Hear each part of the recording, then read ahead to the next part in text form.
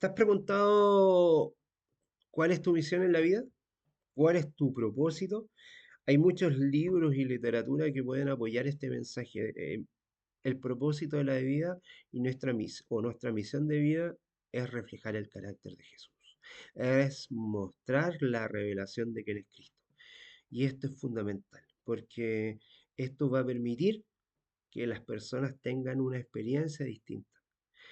Así que cumplimos con nuestra misión de vida en la medida que estamos en una misión de reflejar quién es Jesús.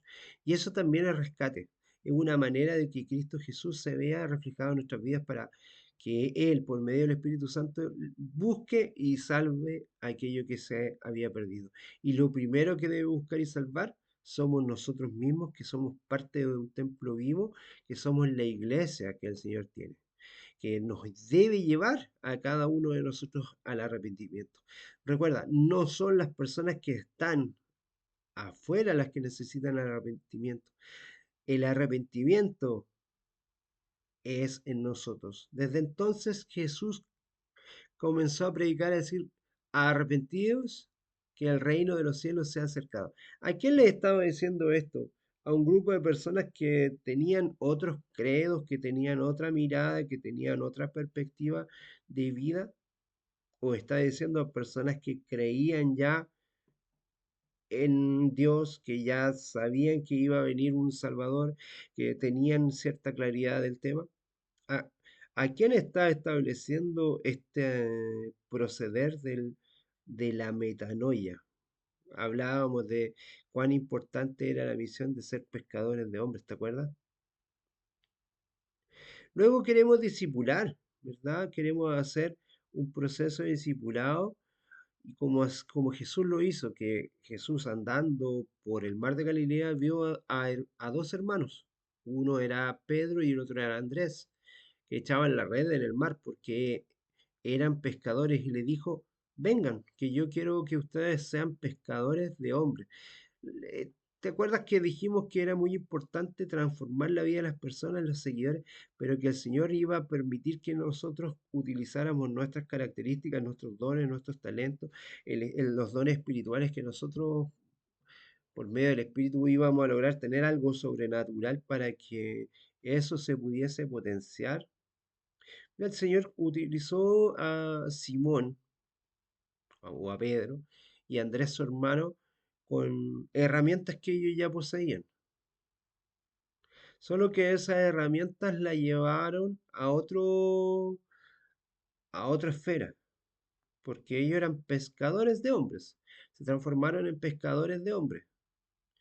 Así como a lo mejor en otra instancia el Señor podría haber usado a dos agricultores y podría haber sido cosechadores de hombres, que es lo que hubiese utilizado como una metáfora para llevar el Evangelio hacia los demás.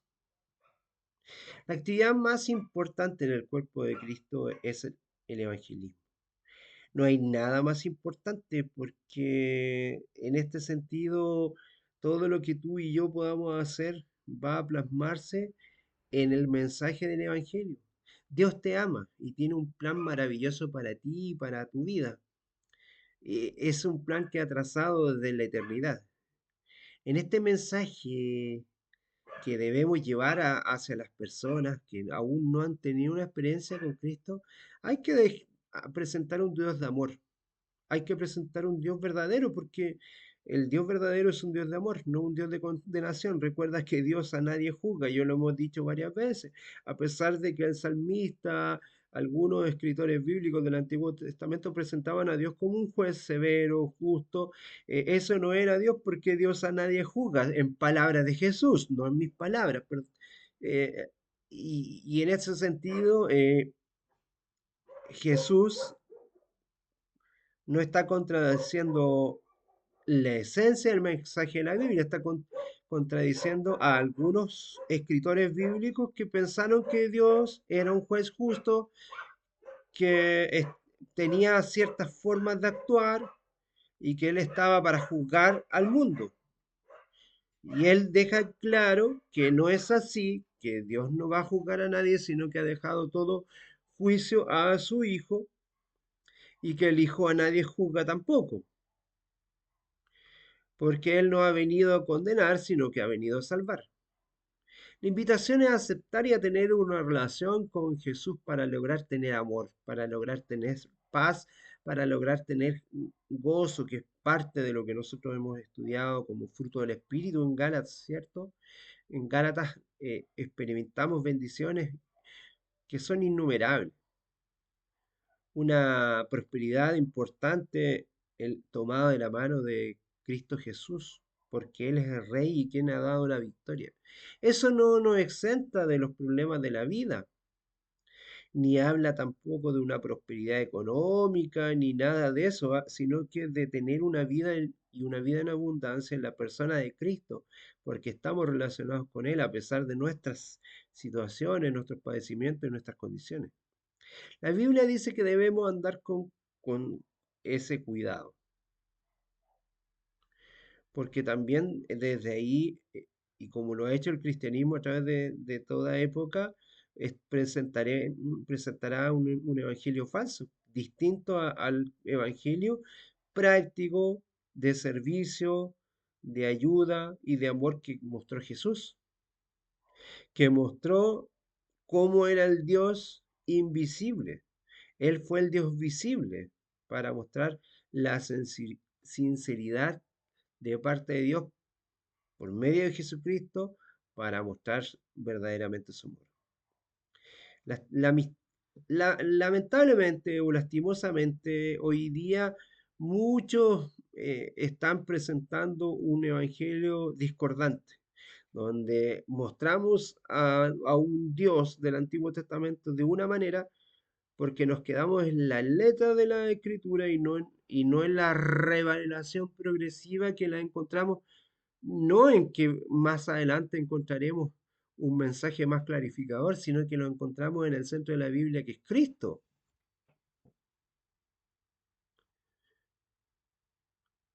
porque no lo encontramos en otra persona que no sea Jesucristo, porque Jesús es quien nos da el entendimiento y la claridad de su palabra. No hay otro. No hay otro que nos ayude a entender y comprender cómo es el Señor. Si yo leo el Evangelio y me pongo a estudiar sin entender o pasar por la lupa de Cristo, tanto el Antiguo Testamento como el Nuevo Testamento, no tendré ninguna claridad, ni podré tener un filtro claro. Por ejemplo, si yo leo Romanos capítulo 1 para entender el proceso que nos viene mostrando eh, el escritor bíblico, que posiblemente haya sido Pablo, porque tampoco en Romanos estamos seguros de que así sea, eh, podría haber sido un seguidor de Pablo o alguien que mientras Pablo iba dictando, esta persona escribía. Dice, no me avergüenza del Evangelio porque es poder de Dios para salvación a todo aquel que cree, al judío primeramente y también al griego, porque es el Evangelio y en el Evangelio la justicia de Dios se revela por la fe y para la fe, como está escrito. ¿Y a quién está referenciando ahí? La fe de Jesucristo, ¿cierto? Porque por fe hem- han vivido los grandes hombres y no por seguir un manual de conducta. Porque la ira de Dios se revela desde el cielo contra la impiedad y la injusticia de los hombres que detienen con injusticia la verdad. Mira, esto es muy interesante porque en muchas porciones de la escritura se habla de la ira de Dios, pero el capítulo 1 y el capítulo 2 de Romanos es muy claro. Y nos dice qué es esta separación de que el hombre, teniendo la claridad de quién era Dios, se apartó de Dios para dejarse guiar por sus concupiscencias, separarse de Dios para tomar su propio camino, para tomar sus propias decisiones. Y la ira de Dios es nada más ni menos que recibir la autocondenación que cada uno de nosotros ha determinado a sí mismo. Y en este sentido también debemos tener claridad de que muchas veces hemos entendido muy mal este concepto. Primero, en el cual el pecador debe recibir a Cristo muchas veces tiene una idea equivocada para tener una relación personal con Él. Hay muchos que tienen que pasar por todo un proceso, no pueden tener una vida relacional con el Señor porque no se sienten dignos, tienen que pasar por una serie de pruebas, una serie de cursos. eh, no pueden decidir por el Señor todavía porque tienen que esperar hasta cierta fecha para bautizarse. Segundo lugar, la gente que quiere seguir a Cristo muchas veces le hemos puesto tantas barreras como primeramente soluciona tus problemas de matrimonio, primeramente soluciona tus problemas emocionales antes de seguir a Cristo. Pero eso es lo que presenta Jesús. Hay personas que están amargadas, resentidas, que están con situaciones complejas o ansiosas y sin embargo los grupos religiosos cristianos no han permitido que esa persona tenga un encuentro personal con el Señor, porque se ha comprendido tan mal el arrepentimiento, porque tenemos una comprensión tan equivocada de aquel que murió en la cruz del Calvario, que mientras estaba muriendo le ofrece la vida eterna a alguien que no tenía ningún mérito para tenerla, y le ofrece estar con él en el paraíso, sin que esa persona haya tenido ningún proceso, no haya estudiado ningún curso, no haya tenido ningún discipulado, no haya tenido ninguna actividad religiosa, ni que haya plantado iglesias, ni que haya hecho esto, ni que haya ido a un punto de predicación, ni nada, sino que en ese sentido el Señor en su claridad le dice, así como entró el pecado en tu vida que tú no pediste, porque un hombre hace miles de años atrás pecó, hoy día por otro hombre que está muriendo al lado tuyo está entrando la gracia para ti, la salvación, sin que tú la hayas pedido. ¿Pidió ese hombre la salvación o pidió que se acordaran de él cuando Cristo iba a entrar en su reino? Sin que esa persona haya pedido la salvación, el Señor ya lo tiene instalado en su reino celestial. De cierto te digo que estarás conmigo en el paraíso. ¿Ese hombre pidió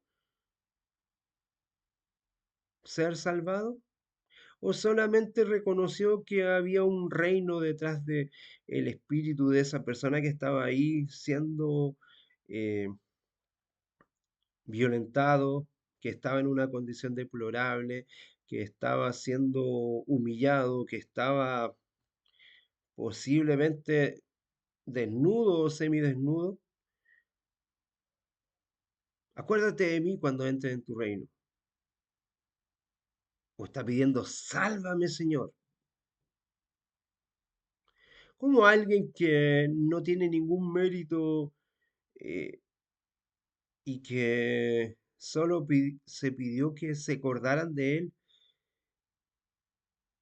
y que no ha procedido a arrepentirse ni a hacer ningún cambio de actitud, sea salvo, y otros que han caminado toda una vida cristiana y han pedido la salvación del Señor, no va a actuar con misericordia si su misericordia dura para siempre, si su gracia dura para siempre. Piensa en eso y reflexiona. Que el Señor te bendiga grandemente. Gracias, gracias y